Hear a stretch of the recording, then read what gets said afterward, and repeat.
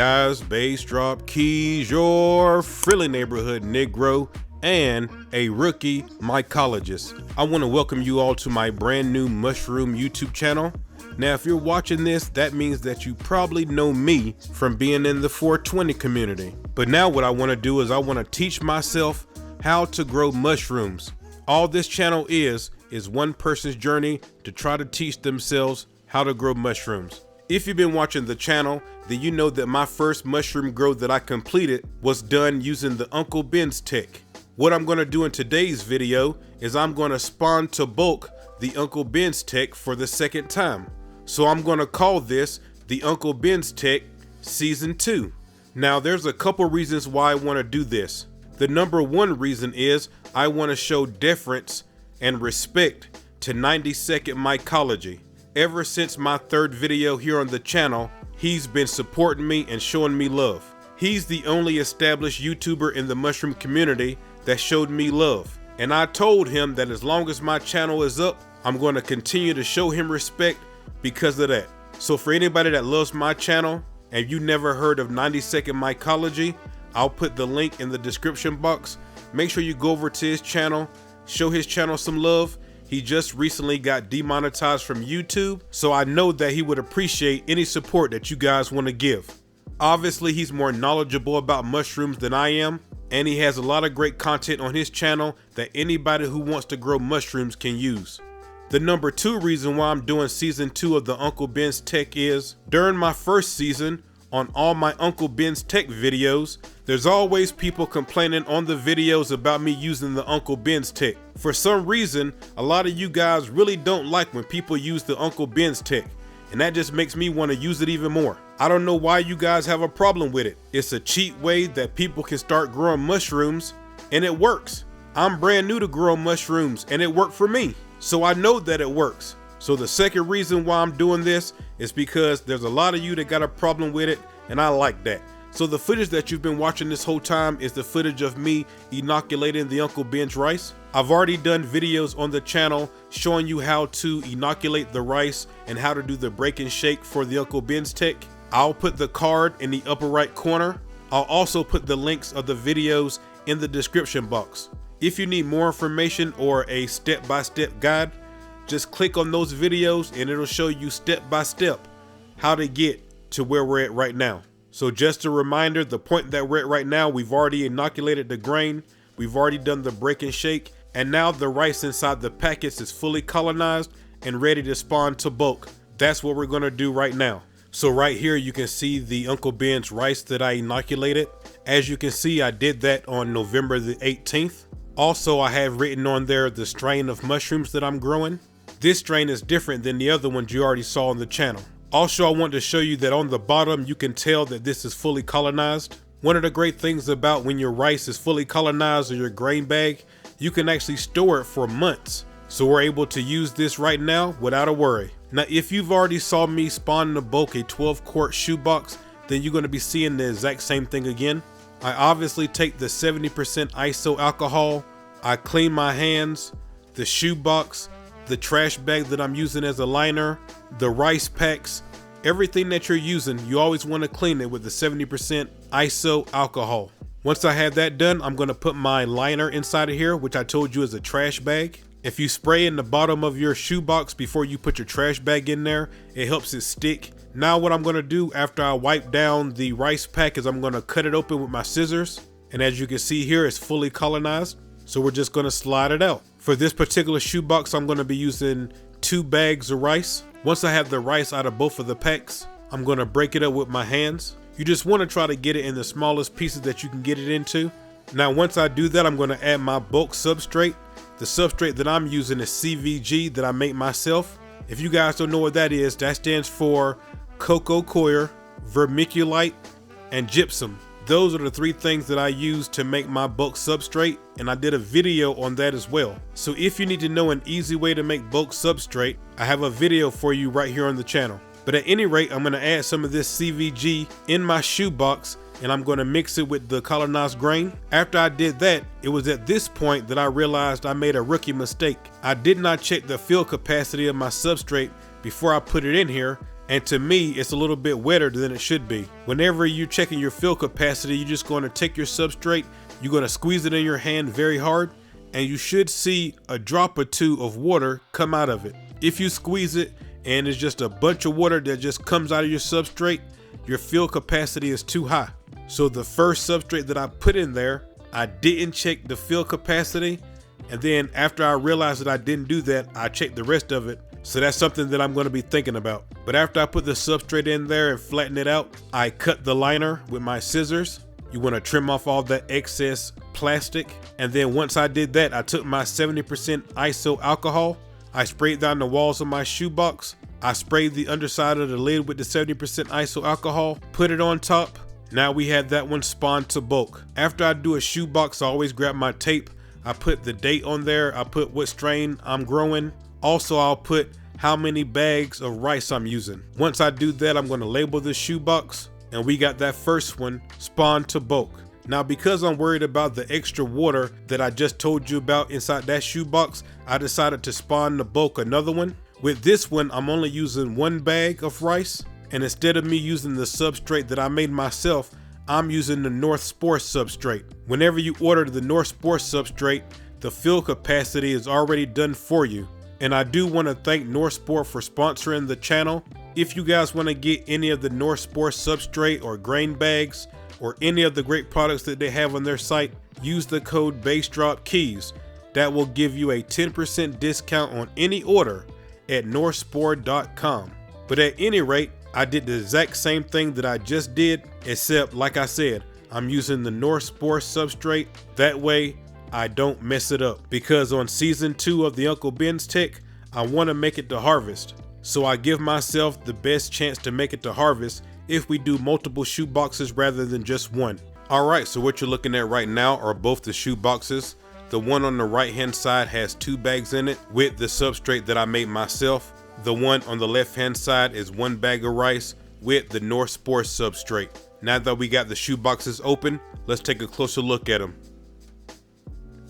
Well, look at this right here. So you can see that that one is fully colonized, and the one on the North Spore side, I would say that that one's about 90% colonized. So because of that, what I'm going to do is I'm going to add a casing layer to both shoe boxes and put them both in the fruiting conditions. For all my fellow rookies out there, one thing I do want to make you aware of that you might not know is, once the substrate is fully colonized, it is very good at resisting contamination. So as you can see, I'm adding the casing layer to my shoebox. This is the cocoa coir from North Spore. Remember, we've already covered this in previous episodes, but this cocoa is not pasteurized. But as I just said previously, whenever the substrate is fully colonized with the mycelium, it is very resistant to contamination. So that's why we don't have to worry about pasteurizing the cocoa at this point. You guys can see that I'm using my gloves, and I didn't say it in this video, but you already know before I started handling everything, I sprayed my gloves with the 70% iso alcohol. But a lot of times you'll see people using their bare hands at this point, because like I said, it's already colonized and resistant to contamination. So I know a lot of veterans that do this part without gloves. I understand exactly why they're doing it. Me, myself, I'm just trying to keep everything as clean as possible. So I'm still going through all the sterile procedures. The casing layer is only about 1 inch of cocoa. You just want to make sure that you have your mycelium covered. Basically what this is going to do, this is going to help retain that moisture inside the substrate. So whenever the mushrooms are growing, they don't dry out. There's a lot of good benefits for using a casing layer. So I'm going to add one to both of the shoe boxes. Once you have about 1 inch of cocoa on top of your substrate, you just want to spread it around, make sure you get the corners. After that, you just want to spray it down a little bit with water. You obviously don't want it drenched with water, but you do want this to be moist. After that, I make sure that the top of my lid is clean. I spray it with my Flairosol bottle with water, and then I flip the lid upside down and put it on the top. You want to make sure that there's a gap showing in between the lid and the container. That way your shoebox is getting that great FAE, fresh air exchange. That is very important for the part of the process that we're in right now. The fresh air exchange, along with the evaporation of the water off the top of the substrate, off the mycelium, that's going to induce the pinning, and that's going to cause our mushrooms to start growing. So the fresh air exchange is very important. Make sure you have that gap on the top. One thing that I forgot to mention earlier in the video, we're doing the casing layer and putting it in the fruiting conditions 10 days after we spawn to bulk. Alright, so we did the casing layer and flipped them into fruiting conditions on February the 14th. This is a week later, February the 21st, and you can see that the mycelium is already growing through the cocoa. Now what I want to show you guys is something new that I'm actually doing, and I'm sure you guys have already heard about fanning and misting in the mushroom grows that I've done before this one, which you guys have seen them all right here on the channel. I never did this before. Every couple days, whenever I would look in on them, if it looked dry, I would spray it a little bit with the Flairosol bottle. But this time around, what I'm doing is I'm actually fanning and misting every day. And so to do that, all I'm doing is I'm taking the Flairosol bottle, and you can kind of tell where the cocoa is dry at. I'm spraying it down with the Flairosol bottle, and then I'm using the lid to fan it up and down. And basically what that's doing is not letting the CO2 build up inside of there. And then by misting, we're keeping moisture and humidity inside the shoebox. So that's just something that I thought I would mention in this video. I never did the fanning and misting before now, but I'm doing it now. And I'm doing it every day. Alright, so it's 3 days later, February the 24th. Let's take a look at the shoe boxes and see what we got. Well, this one right here with the 2 bags of rice in it, you can see that we already have some pins showing on the right hand side. That cocoa is looking a little dry, so after I finished filming, I did spray it down with my Flairosol bottle. As far as the shoe box with the 1 bag in it, you can see that the mycelium is definitely still growing, but I'm not really seeing any pins really right now. And let me just mention something real quick, because I know I'm going to see it in the comment section. The reason why I'm erring on the side of being more dry with the cocoa instead of being more moist, which I know it should be, is because, you know, we've had a lot of instances of contamination, and so I'm trying to limit that. And so my theory is, I'm a rookie, I don't know. That's one thing about being brand new, you could just try a bunch of things. But what I'm trying to do is I'm trying to grow these mushrooms on the drier side, of course spraying it just to keep it moist a little bit and humid, but it's definitely not as wet as I normally would have it. Just something that I'm trying out to see what works for me. Alright, so this is 2 days later, February the 26th. And right now we're in the shoe box with 1 bag of rice, the one with the North Spore substrate. And you can see that there's mushrooms actually growing on the outside right there. Can you see it? Now, as we're looking at the other shoe box, the one with the CVG that I made myself, you can see that we have more and more pins showing right here. There's more pins on the left hand side. You can see the ones on the right hand side are getting bigger and bigger. And in both of the shoe boxes, we still have mycelium that's still growing, so that's good. And this is 1 day later, February the 27th. As you can see, the mushrooms are growing around the edge. And so this is a classic case of I'm definitely a rookie and don't know what the hell I'm doing. But it seems to me that whenever I put that casing layer cocoa coir on there, it's basically stopped the air from getting right there, so we're not getting like full coverage when it comes to the mushrooms. Like I said, I don't know.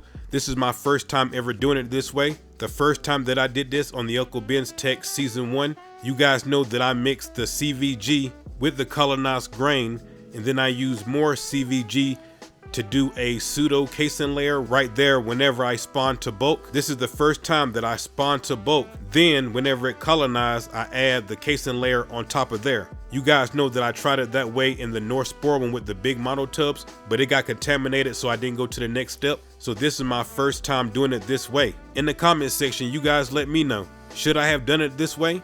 I'm thinking I probably should have just did it the way that I did it the first time. But I'm super happy and super excited that mushrooms are growing. Even though it's not exactly how I want it to be, like a full tub, I'll take it. Alright, so this is from yesterday, February the 28th. This footage is from 9:05 p.m. As I'm looking at the mushrooms, I can tell that they're very close to harvest. Some of the mushrooms the veil has already torn, and on the rest of them, I can tell that we're very close to the veil breaking or being right in that time period where it's good to harvest them. So what I'm going to do is I'm actually going to give them like 4 or 5 more hours, and then we're going to come back and do the harvest. If you guys don't know, once the mushrooms start growing, they start growing pretty fast. And so just by doing this a couple times now, I know how much they can change from one time period, you give them a couple hours and they can be totally different. Now in this other shoebox, this is the shoebox with one bag in it with the North Spore substrate. You guys can tell that the mushrooms are more full, bigger, and more sturdy, if that makes sense. The shoebox with the CVG in it that I make myself, you could tell that there's more mushrooms, but that's probably just because we got double the amount of colonized rice in that one. The shoebox with one bag of rice with the North Spore substrate, these mushrooms to me definitely look better. They're more full, they're bigger, more robust. So it seems like to me the mushrooms that's growing in the North Spore substrate probably are getting more nutrients from that substrate than from my CVG, but that's just something that I'm noticing. I don't have any concrete numbers to back that up, but you guys let me know what you think about that in the comment section. All right guys, so it's 3 hours later, March the 1st, 12:05 a.m. And you can see by me waiting those 3 hours, most of these mushrooms has opened up and the veil has just torn. So you see what I was saying about 3 hours ago, they were mostly closed up like little balls. But by me giving it the extra 3 hours, you see how they opened up and the veil just tore? That's what I was saying about whenever you have just a few harvests under your belt, you'll be able to tell when exactly is going to be the best time to do the harvest. So that's why I gave it the additional 3 hours. But at any rate, what I got to do is I got to harvest the mushrooms. This is the shoebox with the CVG in it. I'm going to do this one first, and then I'll do the other shoebox with the bigger mushrooms in there. I'll do that one next. Oh, and I did want to mention too that in the shoebox with the CVG in it, I did leave some of the mushrooms in here. That way they could get bigger and I could harvest them like tomorrow. So I took all the mushrooms from the North Spore shoebox and I took most of them from the CVG shoebox. But at any rate, give me 1 second and let me get this harvest done. It's on me. I got a cupid of OG on me. It's on me. I got an ounce of live resin on me. I got my papers and my rig is on me. I got these diamonds and this rosin on me. I got a pint of this syrup on me. It's on me. I got these edible, these gummies on me. I got a pound of moon rocks, it's on me. It's on me. I got a half pound of hashes on me. I got a cupid of OG on me. It's on me. I got an ounce of live resin on me.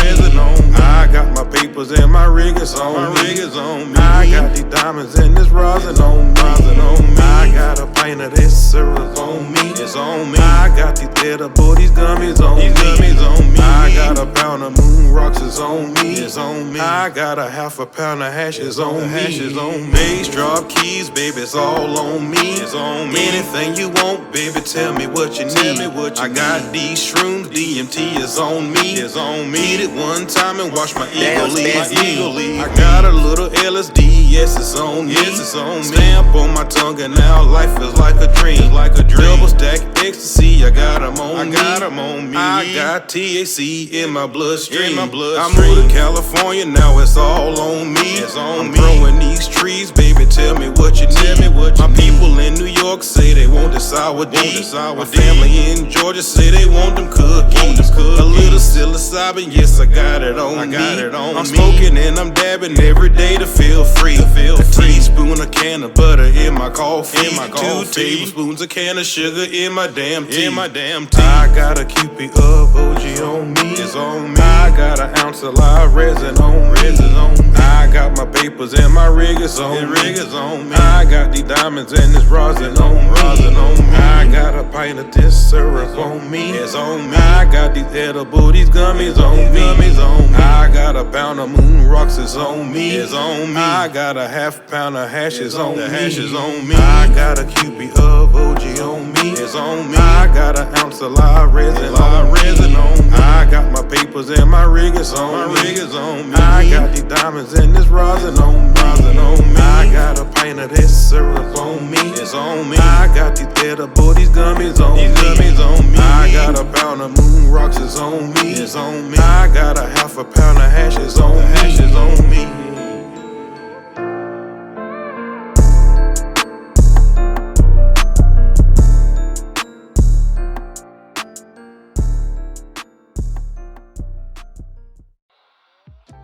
Alright guys, so this is how the mushrooms looked after I did the harvest. Don't they look cool? So now what we gotta do is we gotta dry them. Now I'm in front of the dehydrator. I did not wash these at all. All I did was on the bottom of the mushroom where the substrate is, I cut that off and then I put them inside the dehydrator. Because these mushrooms are the smaller kind, I was able to use this dehydrator right here. But as you guys already know, I do have another dehydrator for larger mushrooms. So once I put all the mushrooms on the trays, I'm going to set my dehydrator for 7 hours at 158 degrees Fahrenheit, and I'm going to let them dry out. Okay, so now the mushrooms are dry. Let's go ahead and weigh it up and see what we got for this first flush. So as I'm weighing up the mushrooms, I want to thank you guys so much for showing the channel so much love. I really appreciate it. I can't tell you thank you enough. But for this first flush, we ended up with 15.6 grams. Hell yeah, I'll take it. That's over half an ounce. And I think that's pretty good for just having mushrooms around the edges of the shoebox. So 15.6 grams for the first flush, I'll take it. So now it's 24 hours later, March the 2nd, and you can see that the mushrooms that I left in this shoebox, this is the one with the CVG in it with the 2 bags of rice. The mushrooms that I left in here, you can see that they've already grown up and opened up and the veil has broken. So I'm gonna go ahead and harvest these. So as I'm harvesting the mushrooms that you guys see right here is when it really hit me that I made a mistake by putting the casing layer of cocoa on here like I did. I really made a mistake because as I'm doing the harvest for these mushrooms, I start picking them up and I can feel and see bigger mushrooms underneath all along the sides. Check this out right here. So you can see when I pulled up these little mushrooms, there's bigger mushrooms underneath here. So when I seen that, I started inspecting the sides of the shoebox and I found a lot of big mushrooms on the sides. So now I understand why veteran mycologists are always talking about the side pins, how they don't want to deal with side pins, especially when you mess it up like I did by putting this casing layer on here like I did. It forced everything to go to the sides and I'm finding big mushrooms underneath all around the edges. It's so crazy. So I'm literally digging mushrooms from underneath the substrate and pulling them out. I'm trying to get you guys some good footage so you can actually see what I'm talking about the mushrooms being underneath there. You can kind of see the caps poking out or some of the stems poking out. And when I stick my fingers in there, I can actually feel them. So I'm just pulling up all the mushrooms that I can on the sides. So even though this is not the ideal situation, this particular mushroom grow has taught me a lot. One thing we can say for sure though is I definitely messed up by putting the casing layer of cocoa in here like I did. I shouldn't have did that. I should have just sprayed the top of it with my Flare Salt bottle, flipped the lid and put it in the fruiting conditions. That's what I'll do next time for sure, just like I did on my first grows. So you can see by the footage that I was able to get quite a bit of mushrooms from this shoebox, the one with the CVG in it. The other shoebox, the one with 1 bag of rice and the North Spore substrate, it was the same story. I harvested the mushrooms that was on top of the substrate on the sides. And then once I did that, I started inspecting the sides of this shoebox like I did the other one. And I found the same thing. Big mushrooms all along the sides. And also I want to mention too that for this particular grow, I did not use my light. And so I was actually finding mushrooms that was actually growing down towards the bottom. So whenever you hear certain mycologists say that you don't need light in order to grow mushrooms, but it does help them know which way to grow, I see why they're saying that now. But anyway, I think I got most of the mushrooms that was on the sides. As I'm looking at this footage, I'm actually seeing where I could even grab even more mushrooms. But at any rate, this cocoa coir is really dry. So I took a regular spray bottle, not a Flare Salt bottle. This is a regular spray bottle. And I'm just soaking this cocoa with water, trying to help it not dry out. I already messed up by putting the cocoa casing on here. There's nothing I can do about that right now. Although I am wondering if I can just pour this cocoa in the trash, rehydrate this and keep it going. You guys let me know in the comment section. Do you think I can scrape the cocoa off the top of this, or do you guys think it's too late? You can see that some of the mycelium is already coming through the top of the cocoa, so it's probably too late, but you guys let me know in the comment section. So after I got finished harvesting the mushrooms and spraying the cocoa with water, this is how the mushrooms look. Because I had to dig them out, you can see that they're covered with substrate, so I am gonna have to wash these off. If you guys been watching the channel recently, you've been noticing that I haven't been washing off the mushrooms, there hasn't been a reason. All I need to do is just cut the bottom where the substrate is, dry them, and we're good to go. But these mushrooms have so much substrate and cocoa on them that I'm going to have to rinse them off. So that's what I'm doing right now. I'm cutting them at the bottom where I need to, and I'm putting them in the dehydrator. This took a couple minutes to do, but we made it happen. And as I'm rinsing them off and I'm cutting them and putting them inside the dehydrator, I'm noticing that these right here are smaller than the other mushrooms and seem to be like a little bit more fragile. So when I have them in the dehydrator, I decided that I'm gonna do this at a lower temperature. You guys know that I've been dehydrating these at 158 degrees Fahrenheit. That's the highest that this dehydrator will go. But for these right here, I'm gonna do it at 131 degrees Fahrenheit for 4.5 hours. All right, so it's been 4.5 hours and the mushrooms are dry. As you can see, when these mushrooms dried, they actually became darker than the other ones. Even though I dried these for a lesser time and at a lesser temperature, they still are darker than the other ones. But now what I'm gonna do is I'm gonna weigh up the dried mushrooms for the second flush. And that comes to 9.2 grams.